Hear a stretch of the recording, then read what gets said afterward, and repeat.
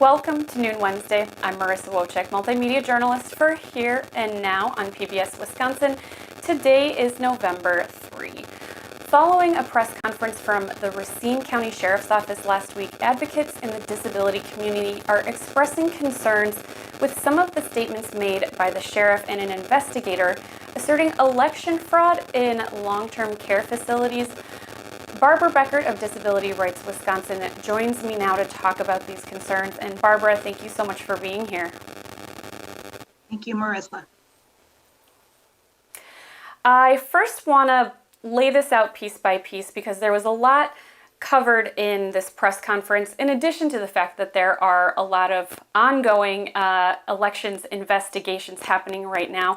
So at this press conference, first was a complaint from the family member of an elderly woman who passed away that her deceased mother's absentee ballot was submitted after her death.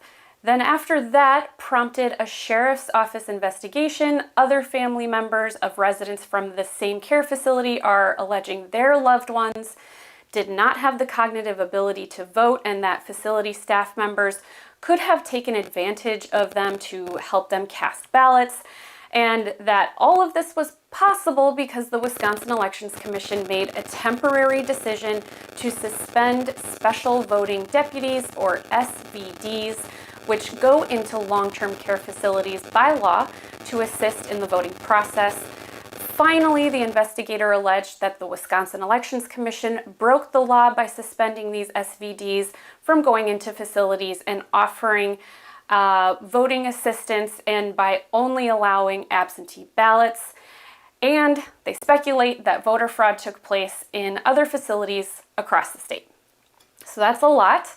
I just want to first ask, what was your reaction to this press conference from the Racine County Sheriff's Office last week? Yeah, our reaction was really twofold. First of all, if any type of coercion, inappropriate coercion or pressure on individuals in care facilities or in the community on how to vote has occurred, that's certainly a concern, and that should be investigated. And if it occurred, those individuals should be prosecuted. However, we also were very concerned that based on the information that was communicated, that there seems to be a lot of confusion about the rights of individuals in care facilities to vote, as well as the rights of people with cognitive disabilities. So people who live in a nursing home or a group home and people with cognitive disabilities have the right to vote unless they have lost that right because of a decision by a judge. And that didn't appear to be the case, except for one individual who had been found incompetent. And, I think that may have been an error on the part of the clerk if that individual was sent an absentee ballot. Who are the special voting deputies? What are they required to do by law?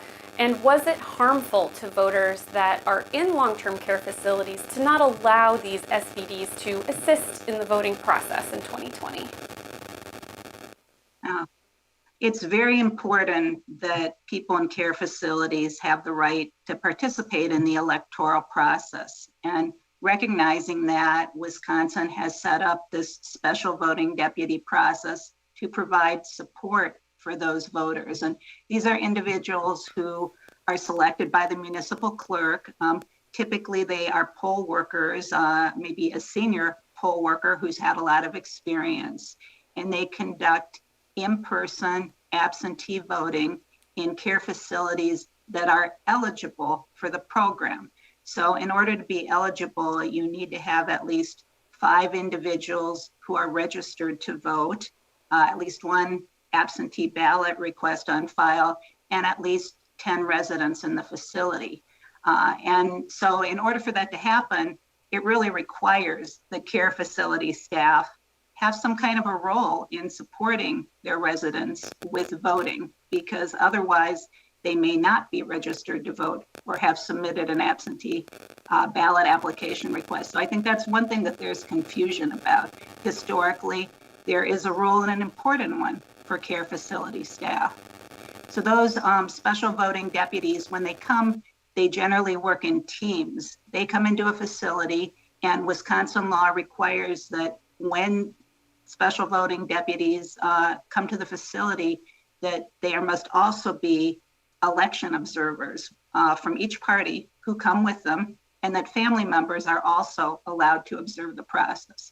So it's a number of people, and they come 2 different visits, and those visits need to be scheduled during a very set period of time. There needs to be a 5-day advance notice and a minimum of 2 visits. If any residents don't vote during the time that the SVDs are on the site, and that's not an unusual thing, then they are to be sent their absentee ballot, just like any other voter, after the SVDs have voted. So there's always been the opportunity for people in care facilities to vote outside of the SVD process, and that is addressed in the statutes. The Wisconsin Election Commission faced a really tough decision this year. Would you like me to address some of the special challenges during the pandemic? Well, were these SVDs, was the voting process harmed by not allowing them into special long-term care facilities?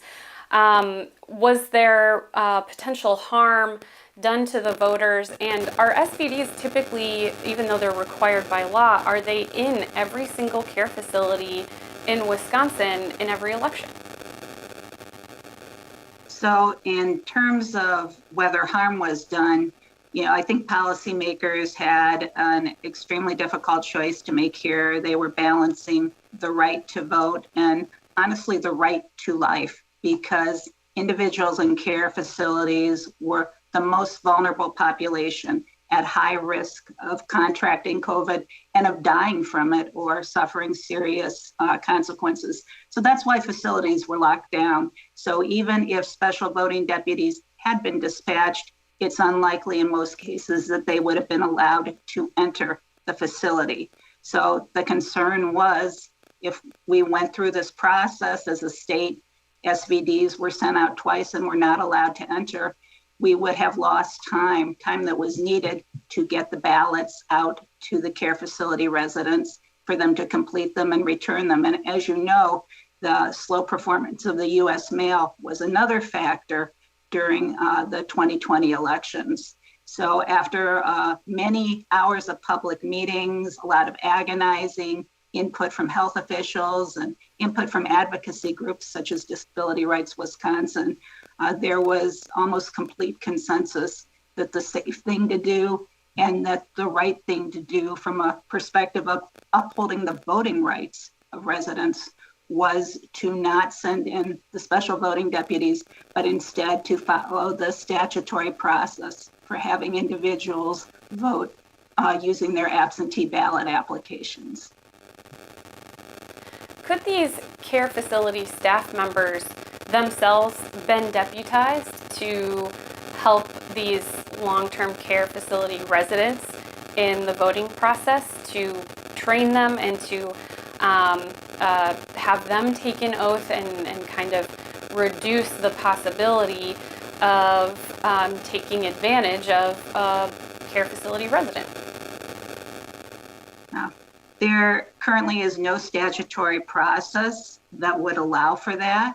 What was done is that very detailed directions were provided to care facilities across the staff that talked about the role of care facilities, what staff are allowed to do to assist a resident if requested, as directed by the resident, with completing their ballot, with registering to vote, with requesting an absentee ballot, and not in any way to influence or direct how they vote.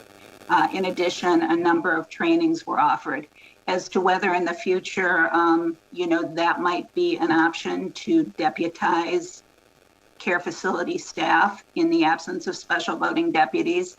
I think it's certainly something to consider. I'm very much an advocate for providing training for them, and I think there have been some promising ideas. I know Senator Bernier has been very interested in this, and we're very supportive of having training. Voting is complex, and you want to make sure that there's a clear understanding of the process and of the roles and accommodations that people are entitled to, including having assistance with completing their ballot as directed by the voter.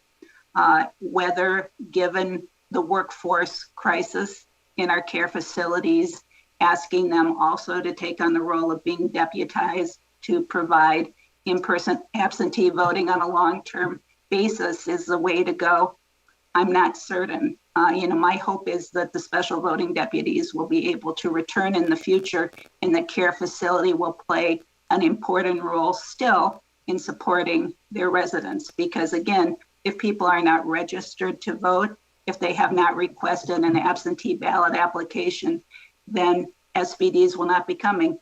Most SVDs are not able to register voters when they come to the facility. I'd actually like to see the law changed so that they do have the authority to register voters, and that they can do that right up to the election, just as municipal clerks can do. Backing up a little bit, because an investigator in the Racine County Sheriff's Office really reiterated how these care residents were not of a mind to be voting. These family members are alleging that their loved ones did not have the cognitive ability or function to understand that they were filling out a ballot to vote in the 2020 election. Do family members have the ability to say whether or not they think their loved one should vote, or whether or not they think their loved one has the cognitive ability to do X, Y, or Z? Yeah, I think that this is an area where there is a lot of sensitivity. Family members understandably love their family member who's in a care facility and are protective, but the opinion of a care provider, a family member, a friend, or any other person about the competency of their family member should not be allowed to prevent their family member from voting. That is not allowed under our law. Someone is only going to be prevented from voting if a judge has found them incompetent. If a family member has a serious concern and they are not the guardian, a family member has not been found incompetent, they do not have the authority under Wisconsin law to prevent that person from voting, nor should they. Taking away someone's right to vote is a very serious thing. And we often find that people think a particular medical diagnosis or a disability, having an intellectual or developmental disability, or having Alzheimer's or Parkinson's, that in and of itself disqualifies someone from voting.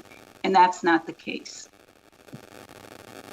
And so where this investigation out of Mount Pleasant kind of starts to get more into the area of misconduct, and this was also spoken to by Senator Kathleen Bernier with us last week. She chairs the Senate Elections Committee. She said she's also concerned that facility staff members could have been requesting these ballots on residents' behalf and essentially having more input over the voters' candidate choices than they should, influencing them or potentially coercing them. Both Bernier and Bob Spindell of the Wisconsin Elections Commission have both alleged historical voting fraud in nursing homes, particularly larger municipalities like Milwaukee. Do you think this kind of voter coercion is happening in long-term care facilities where staff members could be kind of foisting ballots upon people who might not otherwise actually be voting? They said that in 2020 more ballots were requested, far more ballots than previous years, which is why they think some sort of misconduct was occurring. Well, first and foremost, if any misconduct or coercion are occurring, as advocates for people with disabilities, we're very concerned about that and think that that should be dealt with through our legal system. And I hope that that's what will happen in the case of the Racine situation. If there are individuals who acted in a way that is illegal, then they should be prosecuted. And, I'm a little confused because it doesn't seem to be the direction in which that is going. In terms of any kind of widespread fraud or coercion, just based on my own experience, we have done a number of trainings on voting process and procedures for care facility providers. And my experience has been that they are very anxious to do the right thing, to understand the law, to understand what they can and cannot do. And actually, my fear is that in the current environment that we are going to see many people potentially be disenfranchised. And we should all be worried about that because our state is aging. We all hope to become older adults someday, and we have a vested interest in protecting our right to vote. I've received calls from a number of care facility providers who are scared now to assist residents when they ask for assistance with voting. For example, during the April 2021 election, I received a call from a care provider staff. She had a resident who was voting absentee. He needed someone to witness his ballot. She was afraid because there's been so much media coverage about care facility staff doing things that are illegal. She was very fearful to witness his ballot. I did explain to her that was appropriate and that if she was assisting him with his ballot, which it turned out she hadn't, that she needed to sign as an assister.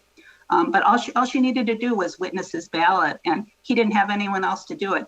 I'm not sure that she ultimately did it because she was so fearful. And we've heard from other staff about how they've been called by angry families and threatened with lawsuits and litigation. They have tough jobs. They are short-staffed. If they do not assist their residents with filling out an application to register to vote, with requesting an absentee ballot, their facility may not even be qualified for special voting deputies to visit. So again, I'm very concerned about the tone of this and that care facility residents may be disenfranchised. And that includes younger people with disabilities as well as older adults. And the sheriff said last week, quote, "We would be foolish to think that this happened at one care facility in one county in the state," end quote, but did not provide any additional information showing that this had occurred elsewhere.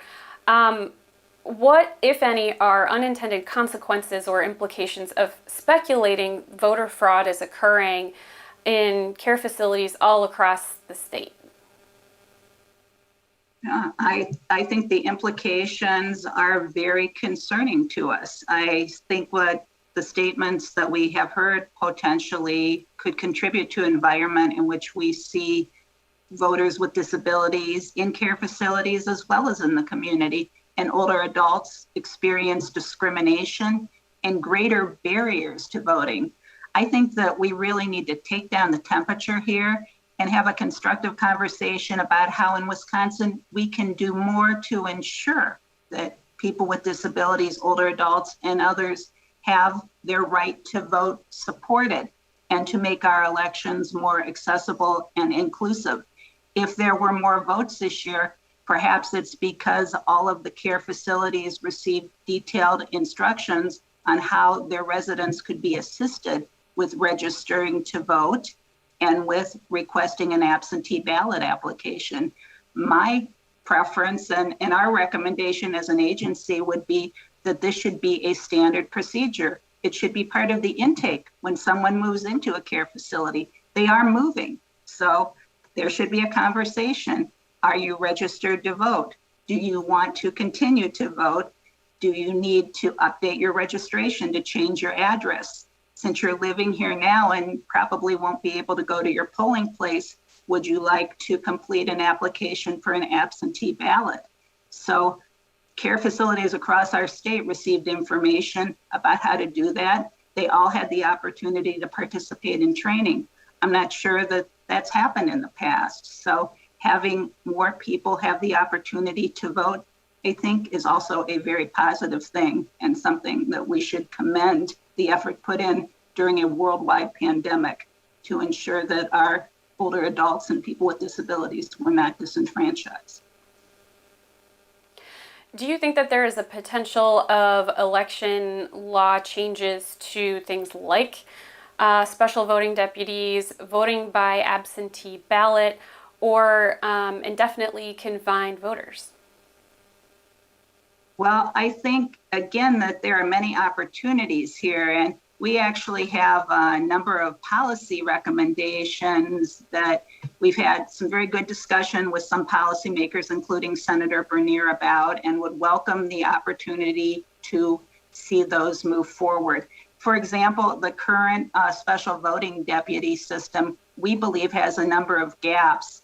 We did some analysis about the number of care facilities in the state. I'm just looking at some data here, and in 2016, there were, a relatively small number of care facility residents participated in the program, approximately 21,000. When you look at the number of beds in our state, it's over 87,000. Now, that seems to me like we have a gap there. There's an equity gap, and there are many care facility residents who would like to vote and are not getting the opportunity. So our municipal clerks have tough jobs. One thing that I think might help them out is if the Department of Health Services received some funding and had the responsibility for sending them a comprehensive list of all of the licensed care facilities in their community. You know, they may know about the big nursing homes, but they may not know about the smaller group homes. And that's where a lot of younger people with disabilities live. We often hear those individuals are disenfranchised and do not have an opportunity to vote. It would be really helpful if the SVD program would visit more facilities. So that's one example of an opportunity, and I've got a whole list here that I'd love to share with our legislators. What do you recommend to someone watching this who has a disability and is trying to navigate the laws and the rules and trying to prepare for the next election? Well, first of all, we would welcome the chance to provide assistance to them. We have, through the Disability Rights Wisconsin, we have a voter hotline. We provide assistance 365 days a year. It's not only at election time. So it really can require some planning. Because so many people with disabilities are non-drivers, there's a very high percentage of people who do not have a driver's license. And Wisconsin has one of the most restrictive photo ID laws in the country. People are often take for granted that everyone has photo ID, and I can assure you that is not the case. And getting to a DMV to get a photo ID for voting can be a daunting challenge for people who are non-drivers. They may require accessible transportation. Many people may not have the paperwork that they need, the birth certificate and so on, to get that photo ID. We have in our recommendations some suggestions about expanding the requirements for photo ID to be less restrictive. But that's an example of the type of preparation that someone might do. You know, we encourage everyone, make a plan to vote. Go to My Vote Wisconsin, see, are you registered now? And if not, and you need a hand, give us a call and we would be happy to assist you with that. Do you have an acceptable photo ID for voting? If not, you know, contact us and we will do our best to assist with that as well. But know that there may be a lot of barriers that we won't be able to help overcome because of the shortage of transportation. All right, well, we need to leave it there. Barbara Beckert of Disability Rights Wisconsin, thank you so much for joining us. Thank you, Marissa. For more from Here and Now and PBS Wisconsin, you can visit pbswisconsin.org/news. And thank you so much for joining us on Noon Wednesday.